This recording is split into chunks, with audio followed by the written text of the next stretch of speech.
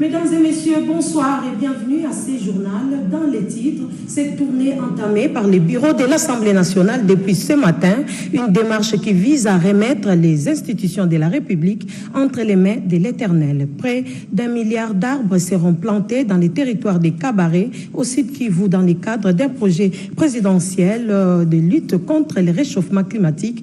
Une fois encore, bonsoir à toutes et à tous, ravi de vous savoir devant vos écrans pour vous informer.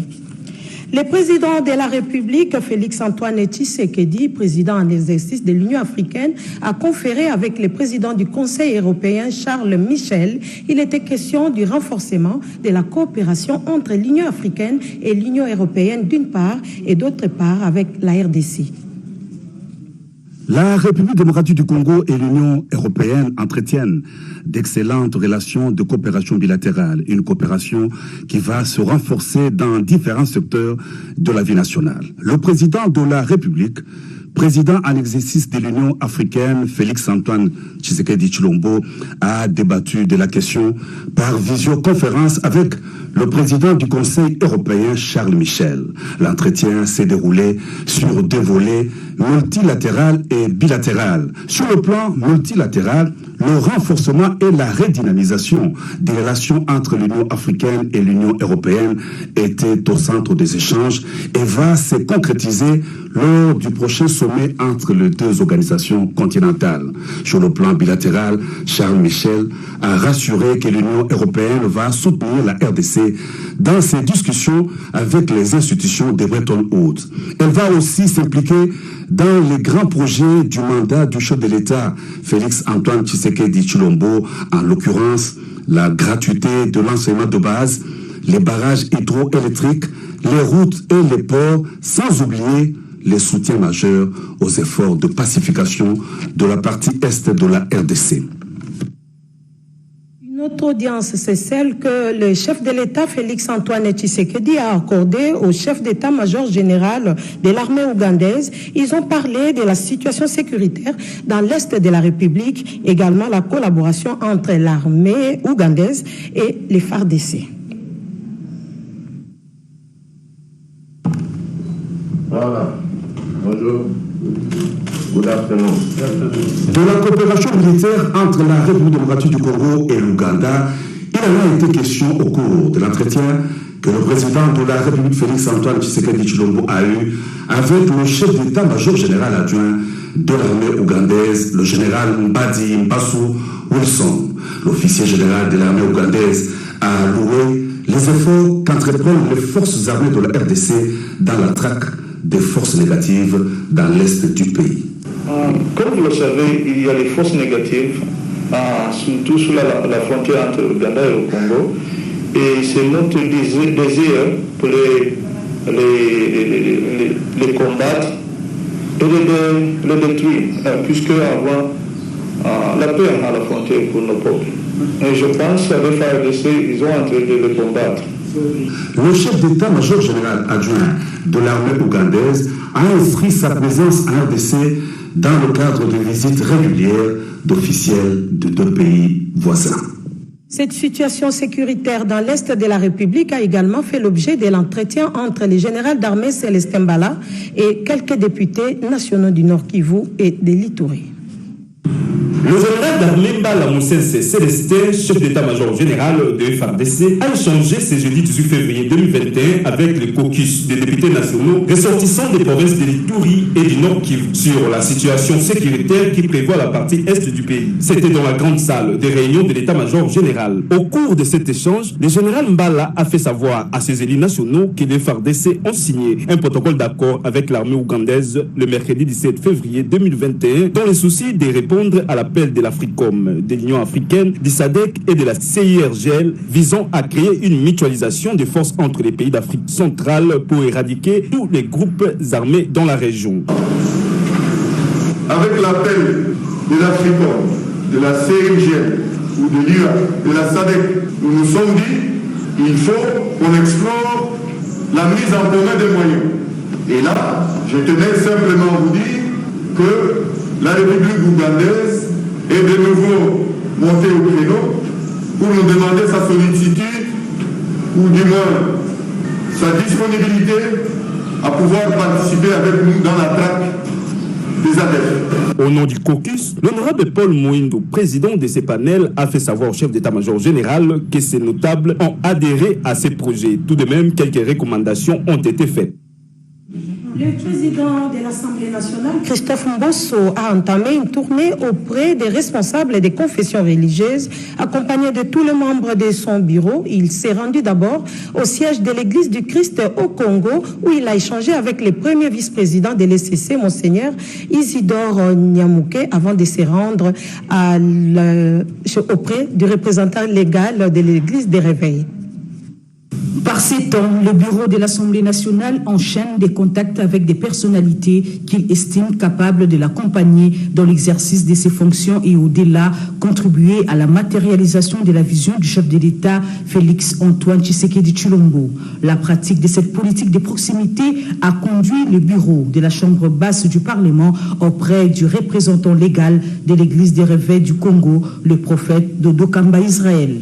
Donc nous sommes venus rencontrer le représentant légal des églises de réveil pour solliciter sa collaboration, ses prières. Nous leur avons aussi demandé de prier pour le chef de l'État, pour l'ensemble du peuple congolais, et que durant cette période, que nos programmes soient inspirés par l'amour, la justice, pour que le Congo aille de l'avant.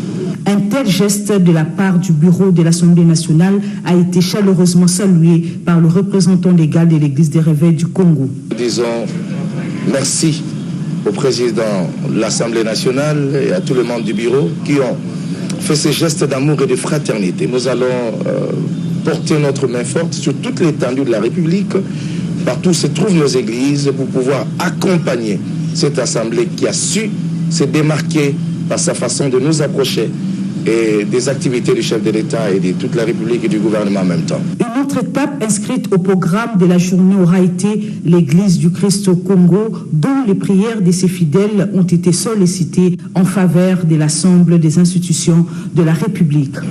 Les églises sont des partenaires importants pour l'État congolais. Donc, il est de notre devoir, en tant que membre du bureau de l'Assemblée nationale, d'aller vers les églises.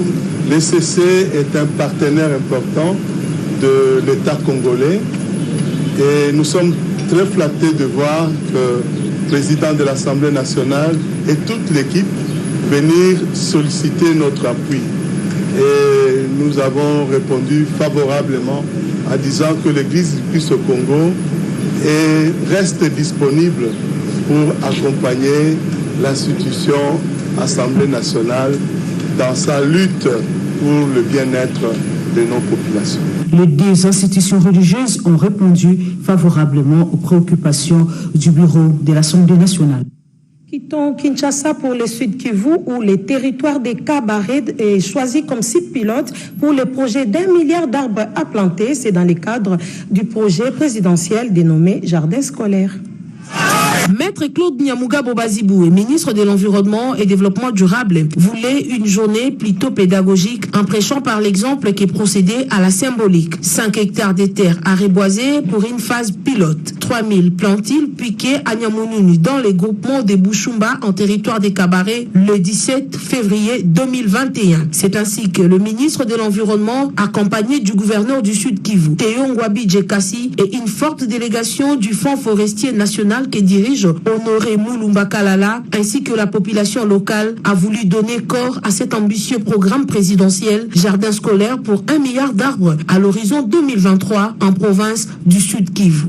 Je suis content de constater que notre peuple a compris le message du président de la République. Notre peuple a compris le message du ministre national de l'Environnement. Le peuple du Sud Kivu a compris aussi le message du gouverneur des provinces, qui est le coordonnateur du programme 1 milliard d'arbres à l'horizon 2023 au Sud Kivu. Le gouverneur du Sud Kivu, Théo Ngwabidje, a également salué ces projets. Je dois saluer d'abord cette mission importante du ministre national de l'Environnement, qui est venu concrétiser la vision du chef de l'État, son Excellence Félix Antoine Tshisekedi Tshilombo, pour planter 1 milliard d'arbres sur l'ensemble de la province. Et le site Kivu est plus qu'intéressé, puisque vous êtes au courant aujourd'hui des conséquences du règlement climatique qui dit effectivement à la déforestation sauvage des arbres.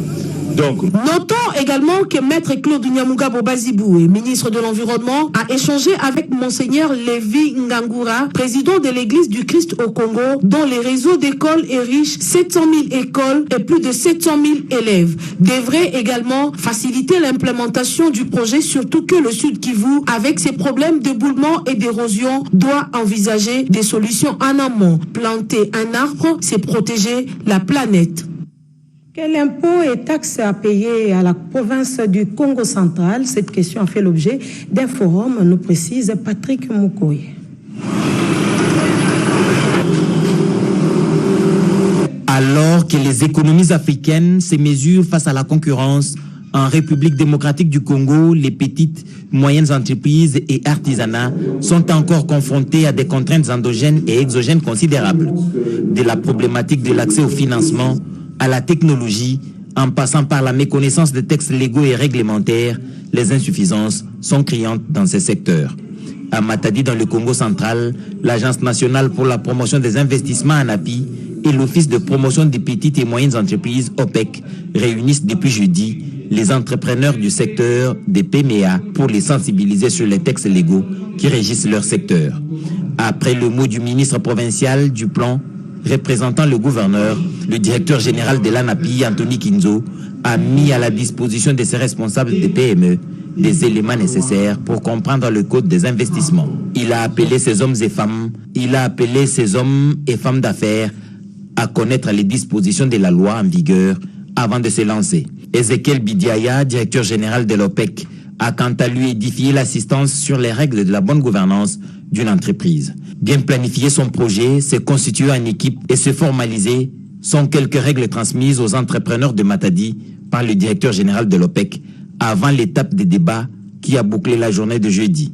Ces matinées de sensibilisation aux textes légaux se poursuivront vendredi 19 février 2021 dans le même cadre de l'hôtel Lydia à Matadi. Quelques journalistes œuvrant dans les différentes radios de la RDC étaient dans un forum organisé par l'UNESCO pour parler de la radio 100 ans après. C'est le 13 février de chaque année que le monde célèbre la journée internationale de la radio. Occasion pour l'UNESCO RDC de réunir les délégués des différentes radios des provinces de la RDC au cours d'un forum en ligne animé au siège de l'UNESCO. Le représentant résident de cette organisation, Jean-Pierre Ilboudo, a rappelé l'importance de la radio qui, selon lui, est un média essentiellement de la cohésion sociale et du développement durable. Aujourd'hui, le monde a beaucoup changé et continue de changer. La révolution numérique et les progrès de l'intelligence artificielle, de la médecine et du savoir humain, les problématiques de développement durable avec ses enjeux sur le plan environnemental, social et économique, le forum en ligne qui nous rassemble ce jour s'impose comme une opportunité pour scruter les pistes de changement. Les participants, tous journalistes de la radio, ont à l'occasion suivi la conférence sur l'évolution Le monde change, la radio change, tenue par le professeur Aimé Kayembe, abordant les rapports des causes à effet et celui des compromittances. La radio, a-t-il martelé, est un projet de société pour répondre à un besoin. Reprenant la parole, le professeur Ilboudo a relevé d'innombrables services rendus à l'humanité par la radio. Ces interventions étaient suivies par la suite par des questions-réponses des journalistes des différentes provinces. Suivons à présent cet atelier de renforcement des capacités des créateurs artisanaux. L'atelier qui a réuni les directeurs provinciaux des services d'assistance et d'encadrement de l'exploitation minière artisanale et à petite échelle autour du directeur général intérimaire Malik Ndoula affiche désormais porte fermée à l'hôtel Vénus. Le participant ont vite fait de formuler quelques recommandations relatives au renforcement de capacités de bénéficiaires dans le domaine technique et des procédures administratives, juridiques et financières. Le rapport final de 5 jours de travaux retient entre autres sur le plan technique la maîtrise de la traçabilité dans la filière orifère, l'organisation régulière des stages de formation et le renforcement de l'équipe des encadreurs en cadre technique qualifié. Quant à eux, les directeurs provinciaux devront cibler les zones libres accessibles et minéralisées devant faire l'objet d'une requête à la tutelle ministérielle. Dans le même rapport, la direction générale recommande aux directeurs provinciaux de respecter la procédure administrative de recrutement et la régularisation de la situation du personnel. Le respect de la procédure a été aussi exigé sur le plan financier en matière de recettes. Les directeurs provinciaux doivent faire preuve d'initiative de petits projets à soumettre à l'appréciation de la direction générale. Malik Ndola, directeur général intérimaire, qui a procédé à la clôture des travaux, a reconnu que cet atelier servait de cadre pour appréhender les difficultés des directions provinciales. Les recommandations ici formulées seront prises en compte dans le plan de redressement des services en atelier. 18 février 2006, 18 février 2021, la constitution de la RDC totalise 15 ans. En prévision du colloque scientifique qui sera organisé au mois de mars, les responsables de la faculté de droit de l'université de Kinshasa et l'Institut pour la démocratie, la gouvernance et la paix organisent un échange avec la presse. Pour les praticiens du droit, c'est l'une des meilleures constitutions qui existent. La loi fondamentale de la République démocratique du Congo totalise à ce jour 15 ans. Elle qui a assuré, si l'on s'en tient à l'une de ses missions, l'équilibre entre institutions. En marge de cette journée historique et en prélude au colloque scientifique prévu au mois de mars de l'année en cours, la faculté des droits et l'Institut pour la démocratie, la gouvernance, la paix et le développement en Afrique centrale se sont associés pour ne pas passer sous silence cette date qui reflète la naissance de la République. Deux éminents professeurs devant la presse, Jean-Louis Essambo, doyen de la faculté de droit de l'université de Kinshasa, et André Mbata, constitutionnaliste. C'est le peuple, c'est au peuple de défendre sa constitution. Parce que c'est notre constitution à nous tous. Ne laissez jamais un dirigeant s'en occuper parce que sinon vous courez trouver la dictature. C'est le peuple qui doit être constamment en alerte pour défendre sa constitution. Voilà donc pour nous c'était un grand jour. Je crois même le champagne devait couler parce que vous ne pouvez pas comprendre qu'un gouvernement de la République n'organise rien le jour où on se souvient de la constitution qui a fondé la République. Mais nous vivons un jour historique. Nous n'avons jamais été la petite sœur de la constitution française. Beaucoup de choses dans notre constitution ont été imitées par la France après. Notamment en 2010, lorsque la France, 2008-2010, a modifié sa constitution, qui fait accroître beaucoup de pouvoir entre les mains du président de l'Assemblée nationale. Nous, on l'a fait en 2006. La Belgique a copié le système de la Cour constitutionnelle congolaise, parce qu'à l'époque, la Belgique n'avait que le tribunal d'arbitrage. De l'historique au contenu, il a été relevé de points forts et faibles de cette œuvre humaine perfectible. Le rendez-vous est donc fixé au mois de mars lors du colloque scientifique pour en savoir un peu plus sur la question, 15 ans après, qu'en reste-t-il de notre Constitution? La maximisation des recettes du Trésor public passe par l'informatisation du système de perception des frais. Une application dénommée Coordinate a été mise sur pied, disais-je, et a été présentée au conseiller principal du chef de l'État en charge du numérique. Serena de Goma, où les responsables de services d'assiette et les agents intervenant dans la chaîne de perception de recettes de l'État en province du Nord-Kivu ont été outillés du système numérique. Ce système, que le gouverneur de province veut imprimer, aura un impact positif sur les recettes de l'État congolais. Car les Nzanzu Kasivita ne vise que la maximisation de recettes, la lutte contre la fraude, le coulage fiscal, ce qui lui donnera le moyen nécessaire de mettre en pratique la vision du chef de l'État Félix-Antoine Tshisekedi, celle de répondre aux besoins socio-économiques de la population, surtout à la base. Car les Nzanzu Kasivita, dans un partenariat public-privé avec la société Safe Coordinate, a procédé ce lundi 15 février au lancement de la solution Coordinate.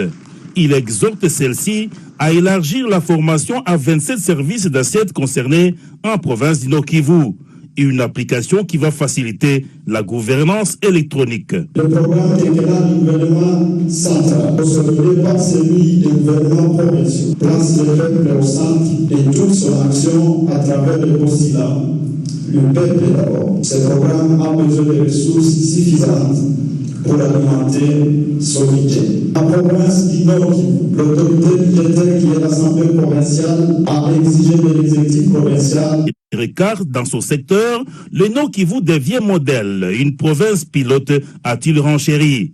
Dominique Migisha salue l'initiative du gouverneur et son partenaire SafeCoordinate pour la gouvernance électronique, ce qui rejoint la volonté du président de la République démocratique du Congo. Nous devons définitivement tourner le dos au modèle bassiste, gouvernance des finances publiques, adopter une approche moderne, innovante et résolument tournée vers l'avenir. Cela afin de redonner le blason de notre beau pays, terni par tant d'années durant lesquelles les antivaleurs ont su prospérer, à l'ombre d'une gestion heureuse facilitée par le règne toujours en cours des dossiers en papier. La réussite de cette gouvernance électronique avec la solution Coordinate est une création d'un fils congolais. Il pourrait partager l'expérience avec d'autres provinces au Congo démocratique, rassure l'ingénieur Faradja, son concepteur. Un lot important de respirateurs remis au chef de la maison civile du président de la République, c'est un don de la République de Chine.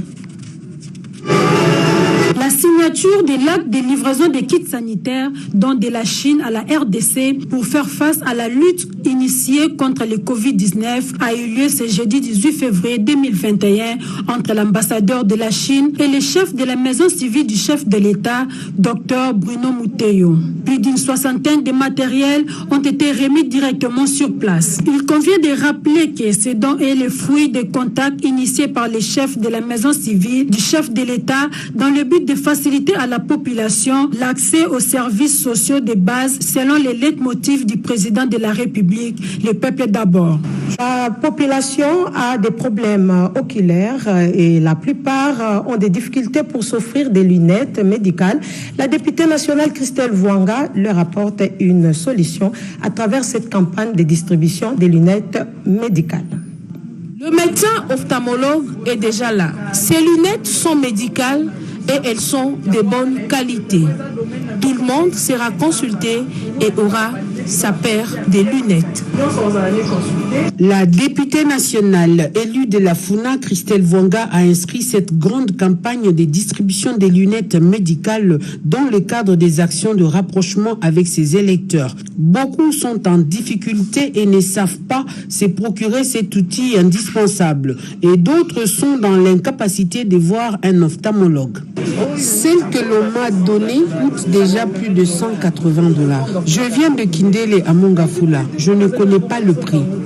D'ailleurs, à certains examens, on m'a demandé déjà dans les 199 $. Des bénévoles, des ophtalmologues ont travaillé pendant 2 jours jusque tard dans la nuit pour distribuer plus de 800 paires à degré adulte 3 et 3,5 et à degré enfant 1 et ainsi contenter un grand nombre de personnes ayant répondu à l'appel. Cette grande action d'envergure de la députée nationale Christelle Vwanga n'a fait qu'augmenter son estime dans les cœurs des Kinois. Ils ont tari d'éloges et des mots d'affection à son égard. Le nombre de gens qui en tout cas, félicitations à l'honorable. Nous sommes allés aux urnes, nous avons élu tant de députés qu'on ne voit plus sur la scène. Mais elle est toujours présente. L'honorable Christelle Vwanga n'a cessé de faire notre fierté. Maman Christelle a le soleil dans sa poche, qu'elle ne cherche pas ça ailleurs. Le soleil. Le soleil dans sa poche. La vie, c'est la vie. Que cette pluie soit une bénédiction. C'est là toujours, maman Christelle Vwanga. Les experts du Fonds de promotion de l'industrie et ceux de la Régie des voies fluviales étaient en séance technique pour la validation des travaux d'aménagement et d'entretien de la rivière Loubi. Les activités de balisage de la rivière Loubi dans les Kasaï orientales. Une délégation des fonds de promotion de l'industrie FPI et des régies des voies fluviales RVF est dans les Kasaï orientales. Les deux parties travaillent enfin de lancer dans les tout prochains jours les travaux d'aménagement et d'entretien de la rivière Loubi. Plus précisément, les tronçons compris entre les Sankoro et Ndomba. Cette séance technique entre les experts du fonds de la promotion de l'industrie et ceux de la régie des voies fluviales a pour finalité la validation du rapport technique préliminaire de la reconnaissance de terrain faite sur la rivière Loubi. Pour François Pouy, le directeur adjoint aux études du FPI, ce rapport est l'aboutissement d'un travail qui a commencé il y a de cela plusieurs mois dans le cadre du projet de connectivité de la province du Grand Kasaï. Nous devions être fiers des établissements publics, à l'instar de ce que RVF vient de nous montrer. On a voulu faire le dragage. Ils nous ont dit non, on fera le dragage, mais les activités d'aménagement et de maintien de la rivière concernent aussi les balisages, les desnagages, les rotages et les dragages, j'en passe.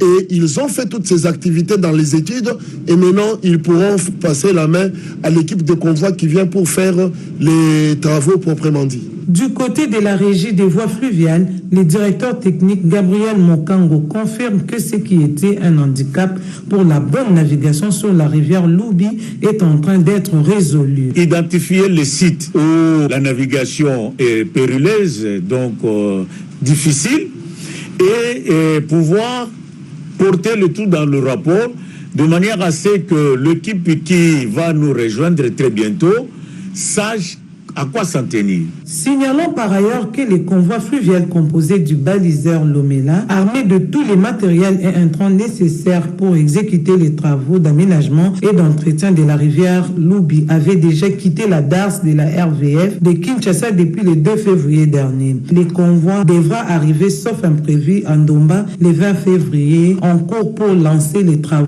Le directeur général de la Sonaïdroc a tenu une réunion avec les agents et cadres de son entreprise. Cette réunion vise l'amélioration du climat des travail, aussi l'objectif à atteindre en 2021.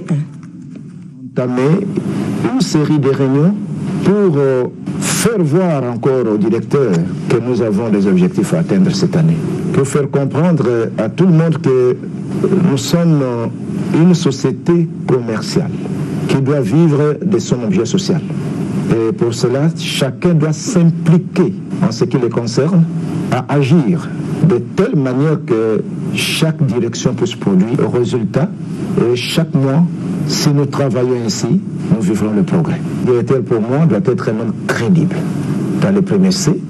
Il doit être un homme compétent dans le deuxième C. Et il doit être modèle, il doit être muni d'un bon comportement dans le travail et d'un bon caractère afin de jouer les rôles modèles. Le chef de division, chef de bureau, le chef de service, c'est tous ceux qui sont à sa charge. Quand les gens savent qu'il y a la volonté politique de la très haute hiérarchie de faire remettre cette entreprise dans l'orbite des majeurs, dans le cercle fermé de ceux qui doivent jouer un rôle dans la régulation, dans l'importation des produits pétroliers dans notre pays, mais il y a de quoi être fier, il y a un motif de fierté. Le choix d'abord du chef de l'État, c'est un choix de la jeunesse et de dynamisme. Ça veut voir quelque part que le gouvernement de l'Union sacrée sera très dynamique. Cela arrive au moment où cette entreprise est en pleine réforme et en pleine mutation. Sous la haute autorité de son Excellence, M. Félix-Antoine Tshisekedi Tshilombo, président de la République, chef de l'État, il s'est tenu le vendredi 12 février 2021 une réunion d'évaluation de la situation en lien avec la riposte contre la deuxième vague de la maladie à coronavirus Covid-19, à laquelle ont pris part les secrétariats techniques du CMR, la task force de la présidence de la République, ainsi que le ministre sectoriel concernés. À la suite de cette réunion importante et vu de l'évolution positive de la situation, son Excellence, Monsieur le ministre de l'Enseignement supérieur et universitaire, Thomas Louaka Losenjola, a publié 2 notes circulaires 022 et 023 à l'attention de tous les chefs d'établissement de l'enseignement supérieur et universitaire par lesquels Il annonce ce qui suit. La reprise effective des enseignements dans les universités et instituts supérieurs sur toute l'étendue du territoire national à partir de ce lundi 22 février. L'ouverture solennelle de l'année académique 2020-2021, c'est vendredi 19 février. L'année académique 2020-2021 va du lundi 22 février 2021 au vendredi 10 décembre 2021.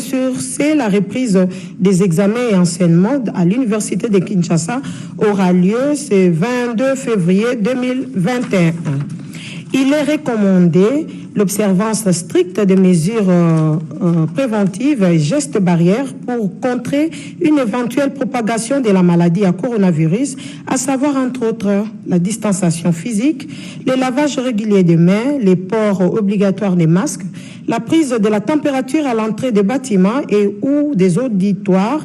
Les doyens de faculté sont invités à activer les comités Covid-19 respectifs pour accompagner l'application des mesures préventives et gestes barrières susrappelés et à communiquer les cas échéants à la zone de santé de Lemba, les cas suspects pour une prise en charge effective, signé le recteur de l'université Ngoma Yanzozi.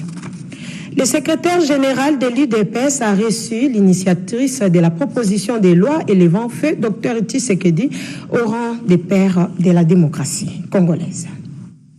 Consacré à l'élévation de Dr Etienne Tshisekedi Wamulumba au rang des pères de la démocratie en République démocratique du Congo par un soubassement juridique qui sera bientôt voté à l'Assemblée nationale, l'Alliance pour la réforme de la République, initiatrice de ce projet, est allée jeudi 18 février à la rencontre de la famille politique du leader Maximo, comme annoncé récemment. Le secrétaire général de l'UDPS, Augustin Kabouya, a promis à la délégation de l'ADR, conduite par sa présidente, l'honorable Henriette Ouamou, de mettre à la disposition des juristes qualifiés les éléments pour la concrétisation de cette proposition de loi, comme pour dire que l'Alliance pour la réforme de la République a reçu un soutien inconditionnel de l'Union pour la démocratie et le progrès social, UDPS. Si aujourd'hui d'autres formations politiques viennent emboîter les pas à l'UDPS et veulent matérialiser ça, mettez-vous à notre place. Nous pouvons être contre avec une telle démarche, non? Outre son projet de loi sur le couronnement du combat qu'a mené le Sphinx de Limété, l'ADR a présenté ses vives félicitations à l'UDPS, qui a totalisé 39 ans d'âge depuis sa création. Nous en avons profité à travers lui d'encourager et de féliciter surtout le chef de l'État par rapport à sa vision salvatrice qui aujourd'hui donne naissance à l'Union sacrée de la nation. Et donc nous savons que l'Union sacrée de la nation, elle est là pour justement respecter l'état de droit, pour s'occuper du peuple d'abord. La délégation conduite par Henriette Ouamou a saisi l'occasion pour transmettre ses encouragements au chef de l'État Félix Antoine Tshisekedi avec la mise en place de l'Union sacrée de la nation, mais aussi les différentes réformes qu'il a initiées pour le bien des Congolaises et Congolais. La prochaine étape reste pour l'ADR, la rencontre avec la famille biologique d'Etienne Tshisekedi pour l'enrichissement de ce projet de loi. À l'issue de la réunion du conseil d'administration du Collège de hautes études et de stratégie et de défense tenue ce 16 février 2021, il a été décidé la contribution financière des auditeurs de la session spéciale, autre que ceux des FARDC et de la PNC, d'un montant de $2 000 américains selon les modalités ci-après. Paiement de la totalité de $2 000 américains, paiement partiel échelonné comme suit. Première tranche, au moins $1 000 à payer jusqu'au 27 février. Deuxième tranche, $500 à payer du 1er au 31 mars 2021. Troisième tranche, $500 à payer du 1er au 30 avril. Ces contributions sont à payer au compte du CHESD à la Robank, compte numéro 051 00 25 101 0104 996 0302-96, compte USD 05 100 et 25 101-004 99 603 01-0D. Suivons à présent ces témoignages sur l'élu de Bumba, Jean-Pierre Liaou. Le témoignage est fait par les membres de sa famille. Contrairement aux allégations, pour la plupart anonymes dans les réseaux sociaux, sur la non-appartenance et filiation à la famille Liaou, notamment le père Jean-Pierre Liaou d'heureuse mémoire, la famille précise l'opinion sur les statuts réels de Jean-Pierre Liaou. Nous, membres ci-après nommés de la famille Papa Antoine Marcel Liaou et Bois, Libanala Molengo, suivons avec profonde indignation. Depuis un temps, des propos hautement diffamatoires se répandent sous forme d'un tract contre notre frère, neveu et cousin Jean-Pierre Liaou et Bois, Kalokola Monga Libana, député national de son État. Condamnons avec la dernière énergie cette mesquinerie de très mauvais goût, constatant à user de procédés indignes aux fins d'atteindre des objectifs politiques inavoués. Les fautes graves d'orthographe contenues dans le texte infamant de ces fossoyeurs qui ne savent même pas écrire correctement le nom de Liaou prouvent à suffisance qu'on a affaire à des personnes sans foi ni loi. Une mise au point qui s'est faite en la résidence familiale, question de lancer un message fort aux détracteurs. La Direction générale des recettes de Kinshasa, DGRK, rappelle à tous les propriétaires des motocycles, véhicules automoteurs et embarcations, véhicules, tracteurs, remorques, baleinières, barges et autres engins à propulsion mécanique que la vente des vignettes, exercice 2020 qui a débuté le lundi 16 novembre 2020, continue son cours normal sur toute l'étendue de la ville de Kinshasa. Les contribuables susvisés sont tenus d'acheter librement leurs vignettes et de ne pas attendre le recouvrement forcé qui débutera le lundi 15 mars 2021. Voilà, mesdames, messieurs, ainsi donc s'achève ce journal.